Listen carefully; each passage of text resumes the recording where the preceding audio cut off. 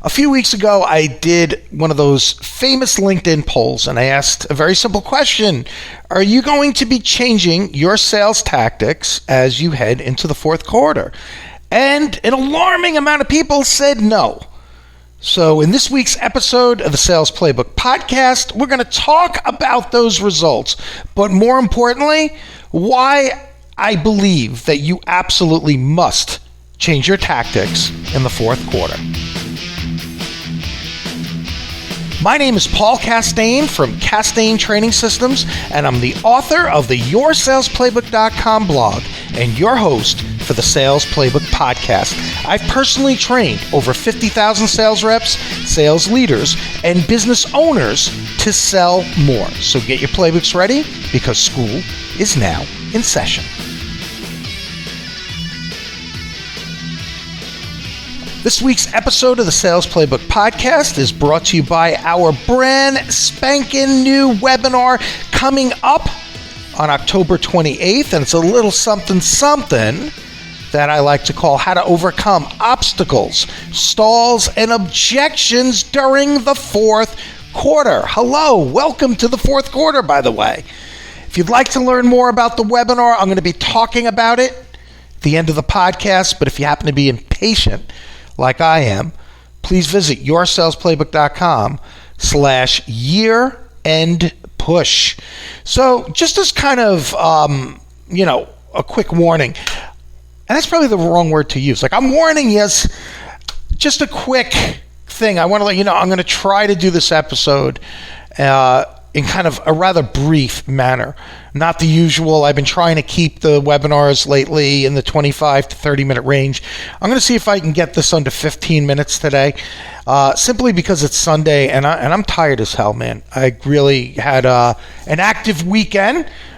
Just so you guys know, I usually don't like to have a lot of chitter-chatter. I like to kind of get right down to business, but me and Mrs. Uncle Paul celebrated our 33rd wedding anniversary this weekend. We went out with my big brother and his wife, and their wedding anniversary is around the same time as ours. So I'm a little tired. A little alcohol might have been involved. I'm not saying one way or the other, but so that's the game plan. But what I want to talk about today is this LinkedIn poll that I did. And, off the top of my head, I'm not going to give you the exact number for the poll, but I can get you close enough in the ballpark. So the question was, will you be changing your sales tactics as you head into the fourth quarter? And it was at least 45% said no, that they would not be changing their tactics. Now, on a good note, this has trended downward, where less and less, more and more people are saying, I am going to change my tactics. I remember doing this poll about 2 or 3 years ago. I had like 95% of the people I was asking in multiple spaces where I participate, by the way. I have a Facebook group. I have a LinkedIn group with 63,000 people. I have 110,000 or 109,000 Twitter followers. So I've put this out in numerous places. I've put polls out to a lot of the companies where I do the training. And I simply ask the question, are you going to be changing the tactics? Now, a few years ago, it's like 95% of the people that I asked the question to were, no, I'm not going to change it. Now, it's not my job to or the role I really want to embrace, being the cranky old sales trainer. But I really want to respond. Even to the 45% of the people said no, they would not. They're not going to change their tactics in the fourth and most critical quarter. I almost want to say, are you effing kidding me? You absolutely should change your tactics in the fourth quarter. Now, I don't know that I need to say this, but maybe I gotta. When I'm saying will you change your tactics, I'm not saying will you change who you are and become a prick or become manipulative or start lying to people just to get the deal. I want to be clear, that's not where we're going with the question. I mean, you have to understand by now that there are unique challenges and opportunities in the fourth quarter that you don't have Q1 through 3. And that's what I want to do today. I want to raise your awareness to it and get you thinking about it. So first and foremost, you have some obstacles that you don't have in other quarters. Like, for example, you have some holidays right during crunch time here, your most critical part of the quarter, where you're going to lose more time than you're ever going to realize. Because on paper, you might look at, let's take Thanksgiving. That's going to be coming up here in the U.S., right?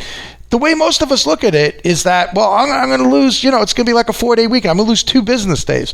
No, you're not.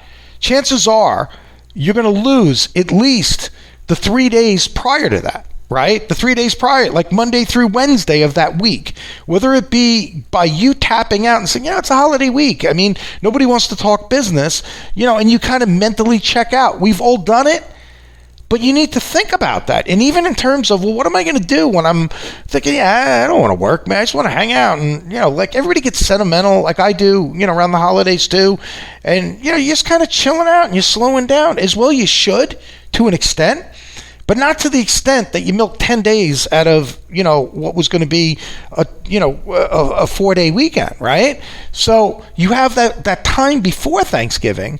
And then usually you have a day or two afterwards, and we start justifying things to ourselves, both on the front end. Yeah, nobody's really going to want to talk business. They're checked out. But then, like, how dare you call somebody the Monday after Thanksgiving? I mean, I'm really being a wise ass here.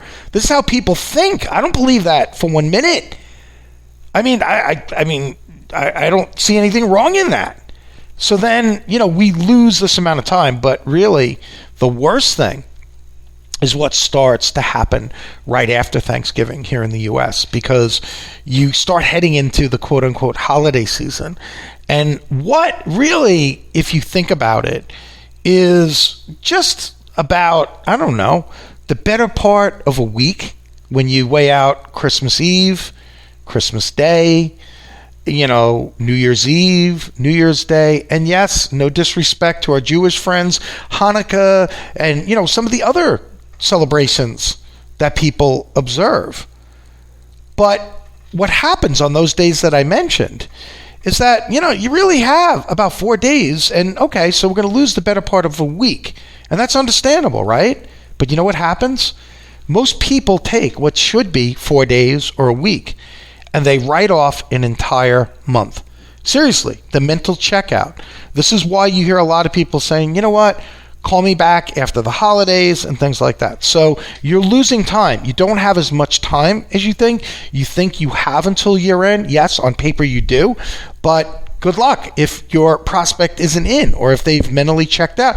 You've got to prepare for that. So that requires a change in tactics. I would assume you would agree, right? I sounded kind of shitty when I said I would assume you would agree. I sounded really pissy. I didn't mean to do that. But the other thing too, and it reminds me of, I kind of did a little spoiler there when I said you're going to have a lot of stalls that are unique to the fourth quarter in that, call me back after the holidays. Call me back next year. Call me back in Q1. So what are you going to do to be able to, first of all, the best way to handle a stall or an objection is actually before it happens. What can you do to keep your deals moving forward? What can you do? And I would really write this down. What are the compelling reasons to meet now, buy now, versus after the holidays? You need those compelling reasons. I think one of the biggest mistakes a lot of us have made in sales is that we're looking at cute rebuttals too much and things to say. By the time we have to respond to something, momentum isn't going our way. It's going, in the direction of the prospect. So we really want to think about things we could do on the front end. But for now, I want you to think about how are you going to respond and what will be your compelling reasons, because I don't really want you to have one, to meet now, buy now. And this is something I not only want you to work on, but I hope that sales managers that are listening to this will make this a sales meeting. Have everybody do that assignment. Come up with at least 3 responses to, call me back after the holidays, or, let's circle back after Christmas, and, once we get into January or Q1 or whatever it is that you guys typically hear. And I want you to think about as many compelling reasons as you're going to offer. And then I want you to come up with at least 3 responses to that. Because if you come up with 3, it won't be a matter of, well, can I respond to it? It'll be, let me choose my weapon here, man. I'm locked and loaded here. I'm ready to roll. And the earlier in the quarter you do this, we're only, about 2 weeks into this thing, barely, as of the recording here of the podcast. It's October 10th. So what are we, 10 days in? If you could get that aced early in the quarter, I think it's only going to help you. So I would do that, and then also practice. How are you gonna say it so it's very natural? Compare notes with your peers on your sales team. If you have friends that are in sales, talk to them. Say, how do you handle it? And just open your mind to it and learn some new tactics. The other thing too, on a positive note, I believe that the fourth quarter is an opportunity for us to change our messaging, right? And actually, you know what? Let's hold off on that, right? I am going to talk about that. Let's go a little deeper than that. I think it's an opportunity to provide value. Now, here I go. That is one of my buttons in sales. Like all the thought that you have to provide value. You notice that a lot of the LinkedIn discussions, salespeople love the soundbite of you have to provide value. And, my feeling is like, what does that mean?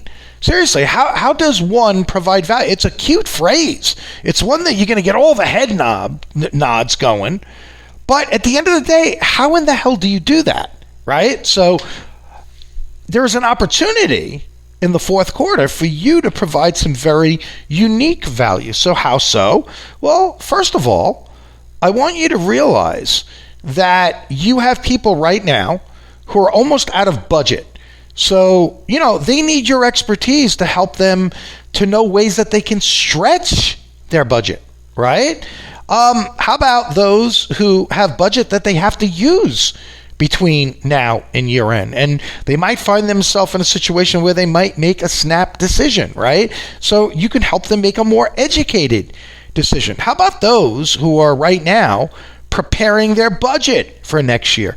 You can help them with that. I also think that some need your expertise so they could finish the year strong, especially these competitive types at the C-level, right? They are performance-based, most of these people, right? So again, it could be finishing strong.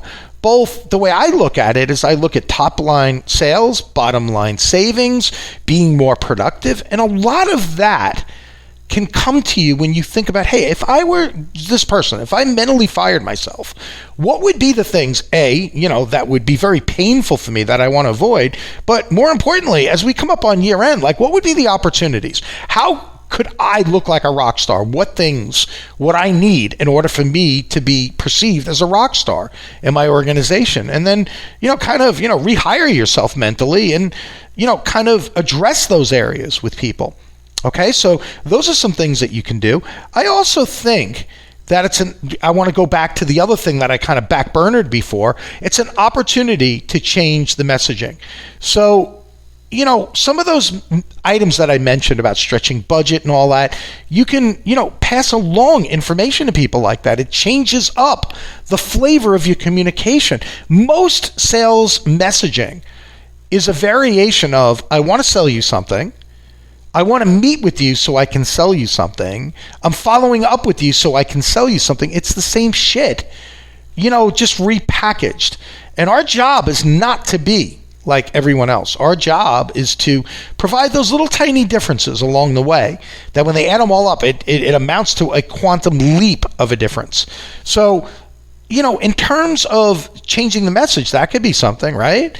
You could also look at other things too. Like, a lot of companies, there's going to be a slowdown in production. What are some things that maybe you can help, them with to help them navigate that? How about, there's a lot of companies, there's an increase in absenteeism once we start getting into the holiday season.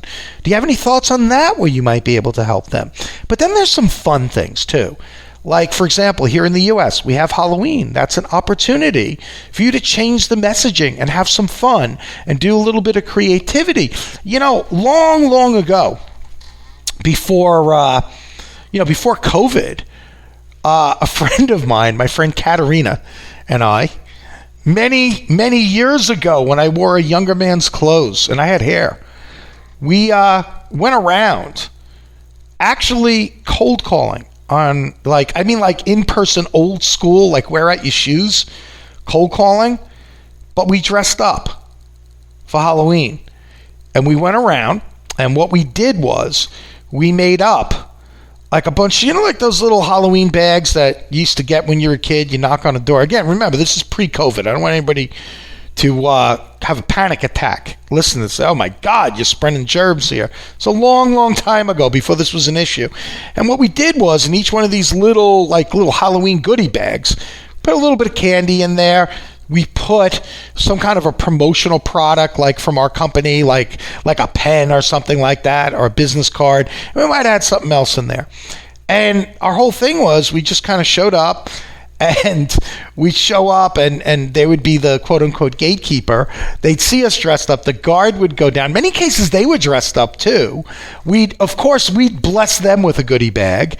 And we'd ask, hey, look, we're here to see, Bob Smith.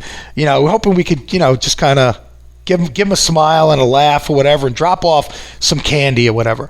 And so many of these people actually came out and shook our hand, and it led to business, right? And even in many instances, it was cool because, we gave them some of our goodies, and then they had like a whole little spread they were giving out to people.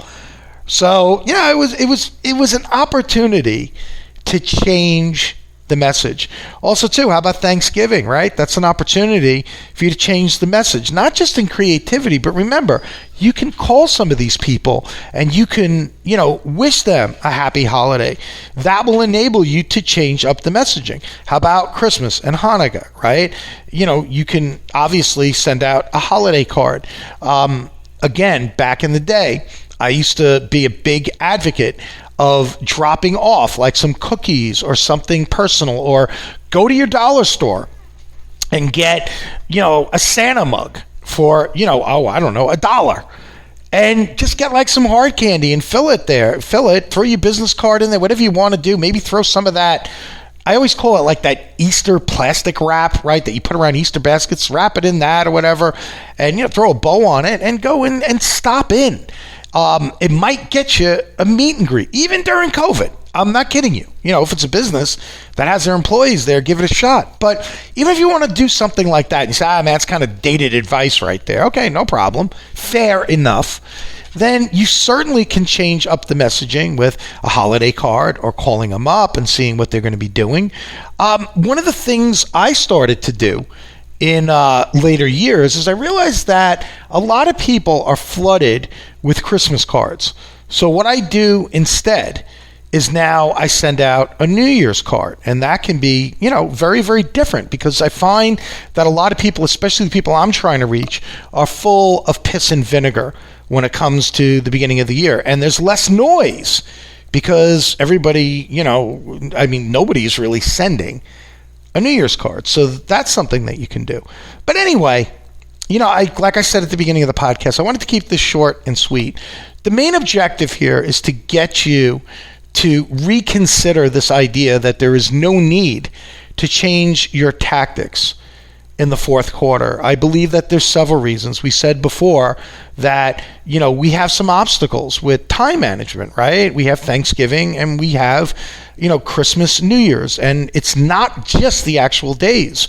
We could end up by losing the better part of December. We said that we start to hear, the stall of call me back in the first quarter, call me back after the holidays. How are you going to be prepared to handle that? What are going to be the compelling reasons that you're going to offer people? I said to you that there's an opportunity to provide value, because what's happening now is that the challenges they have in the fourth quarter are going to be things like stretching the budget. They're going to be things like preparing the budget for next year.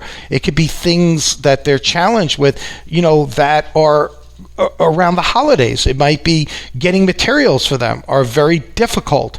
At year end, they might have a higher rate of absenteeism, their own employees kind of mentally checking out, right? So things like that are areas where you can provide some value. We also said that another reason why you want to consider a change in tactics is because the fourth quarter offers us a chance to change the messaging, right? And I think that's so important because we're noticing with the pandemic that sales cycles are running longer than they were before, prior to the pandemic. So how can we keep this courtship with our potential clients interesting? Well, the answer to that question is we can't do it by saying the same shit over and over again or having the same boring quote unquote date with them over and over again. Hopefully these will give you some ideas that you can run with. But the biggest takeaway that I want you to have here is that you absolutely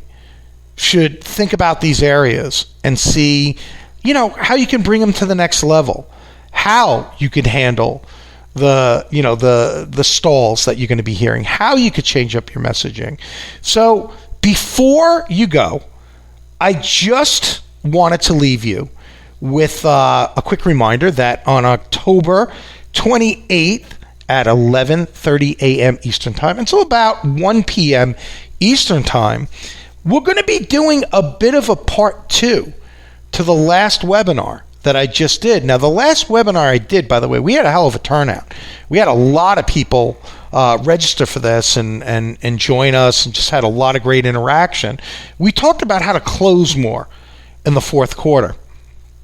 In this particular webinar, we're going to be talking about how to overcome obstacles, stalls, and objections that are actually rather unique to the fourth quarter, and further along the lines of why you need to change your tactics. I'm going to show you how to change those tactics in the fourth quarter. If you'd like to learn more, and I certainly hope you do, please visit yoursalesplaybook.com/year-end push. That's yoursalesplaybook.com, YEARENDPUSH, all one word, all lowercase levels.